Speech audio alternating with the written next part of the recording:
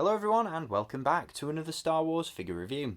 Today we're taking a look at another figure from the Black Series 6-inch line, and it is the superb Death Watch Mandalorian. This is a figure that I'm really happy to finally have in the collection. I was able to pick it up on a recent trip to the States from Midtown Comics in New York, which is a store I've always wanted to visit. So not only did I get to visit a store that I've always wanted to go to, but I was able to pick up a figure that I've wanted for quite some time as well. Now, he is also available now on UK store shelves via Smiths, and he's available at a reduced price. I believe the RRP on this one is $25.99. He's currently available for $19.99, and let me tell you, due to the overall quality of this figure, he's definitely one that you're going to want to army build. So if ever there was a time to do that, it's now. $19.99 is an absolute steal for this figure. Now, we're going to go into what makes this one so great in just a little bit. He's not perfect. He does have a couple of flaws, which we'll touch base on throughout the review. But for the most part, I'd go as far as to say that this is probably Hasbro's best Mandalorian figure ever produced. And we'll, again, talk about why that is in just a bit. So before we do, as always, let's take a look at the packaging that this figure comes in. So pretty standard stuff in terms of the packaging. Obviously we've got the copper trim around the side and across the front of the box that indicates this figure is from Star Wars The Mandalorian. On the side, that colour bleeds into the artwork on the spine, which is a really nice image. Obviously when you line this guy up with other figures from the Mandalorian range within the Black Series, it creates that really cool mural of artwork.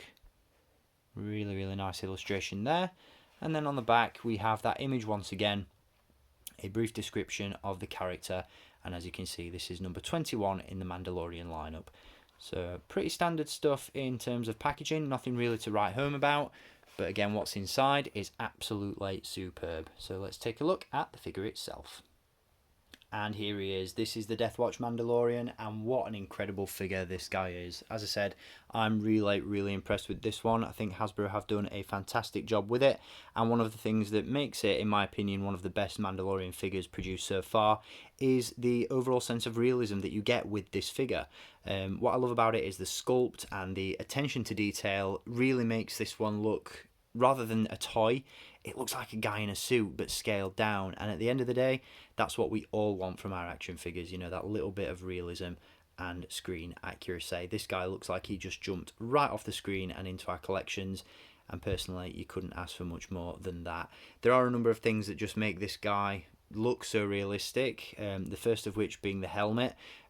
Obviously for the past several years now, Hasbro have really struggled with Mandalorian helmets, in my opinion at least.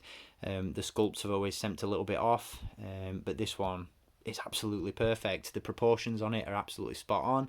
The sculpt is superb. The colour palette is absolutely fantastic. I love blue. It's my favourite colour, so I'm a little bit biased towards this one. But it just looks superb. I'm really impressed with it. One of the things that makes this so proportionally accurate, in my opinion, is the fact that obviously there is an unpainted sculpted head inside the helmet. I wouldn't be surprised if that is an unpainted Axe Woves helmet in there, as I think for the most part this is what we're going to get with that figure, obviously just repainted.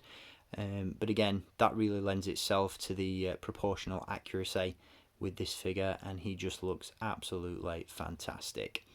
Now, with regards to the helmet, the rangefinder does indeed move. The helmet isn't removable, obviously due to the unpainted head inside, but it does look absolutely phenomenal. Really impressed with the overall aesthetic on that. The rest of the figure is really well put together as well. Again, the proportions on it, absolutely fantastic. He's a very imposing figure, definitely has shelf presence, and again, due to that colour palette, he really stands out. Now, as I mentioned, there are a couple of flaws with this one, but I'll not focus too much on the negative aspects of this guy because he is a superb figure for the most part. The issues that I've had with this one are mainly focused around the jetpack. Upon purchasing this guy, the jetpack was a little bit loose, and so once it was locked into place, the slightest little nudge sent it flying off, a little bit similar to Cobb Vanth in that respect. So again, I've taken some super glue and I've fixed this one in place permanently, and again, he's much better for it. But the jetpack itself is nicely sculpted, quite reminiscent of the jetpack used by Jango Fett in Attack of the Clones towards the end of the film. The other issue that I've had with this guy relates to him being able to hold his weapon. As you can see, it is a double-handed blaster rifle that he features, but he only just manages to hold it in hand with his right hand. As you can see, the trigger finger doesn't quite reach the trigger itself, and so that does create a bit of an awkward look for the overall figure once you've got him displayed like that. But the butterfly joints in the shoulders help with that a little bit, and we'll cover that when we talk about articulation. And the only other issue I've got is the fact that he's not very well weathered. Hasbro have attempted it somewhat on the chest plate. As you can see, you've got these silver chips on the armour, but I think sort of a dirty wash and some more battle damage would have gone a really long way in just adding a little bit more depth and realism to the overall figure. As I said, the proportions and the scale on this one are absolutely fantastic, but just a little bit more weathering and some more attention to that paint job wouldn't have gone amiss either. But for all intents and purposes, an absolutely stunning action figure. Now, in addition to his jetpack, he does come with a couple of other accessories. As we touched base on, he does come with this blaster rifle, which is a really nice sculpt, but like with the rest of the figure, could have probably benefited from a slight wash just to really bring out some of that detail.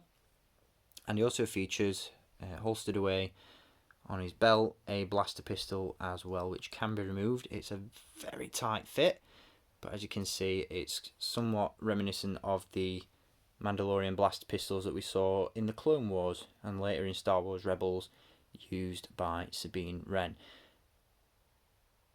which is a really nice sculpt. The grip on this blaster pistol is a little bit small for the hands, and the left hand doesn't feature a trigger finger, unfortunately, so it's a little bit difficult to display him using both weapons, but it is still nice that they included two regardless.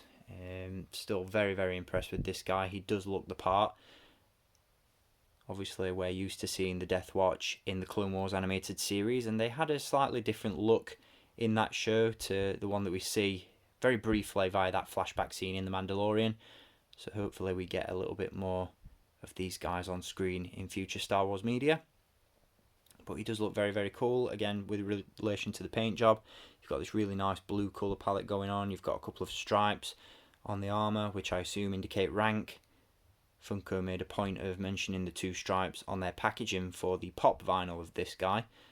So I would imagine that, again, that is in relation to the rank that this dude holds within the Death Watch.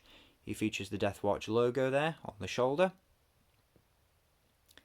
And in terms of articulation, he is really nicely posable. Got some really great articulation on this guy. So he does feature a ball joint at the head. Once again, no removable helmet, but he does feature a ball joint at the base of the skull and in the bottom of the neck. So there's a really nice wide range of movement available up there. We also have hinges and butterfly joints at the shoulder. Like with Cobb Vanth and some other recent figures, the shoulder plates and the chest armour are a separately sculpted piece, so that doesn't hinder any of the posability, which is always good. We have hinges at the elbows. They're a little bit loose on mine, and he does feature a swivel at the upper forearm, just at the top of the gauntlet there as well. There are hinges in the wrists, but the gauntlets do slightly hinder that somewhat. So again, it does create a little bit of difficulty when it comes to holding his weapon, but again, the butterfly joints in the shoulders assist in that somewhat. There is a nice fluid ball joint at the torso.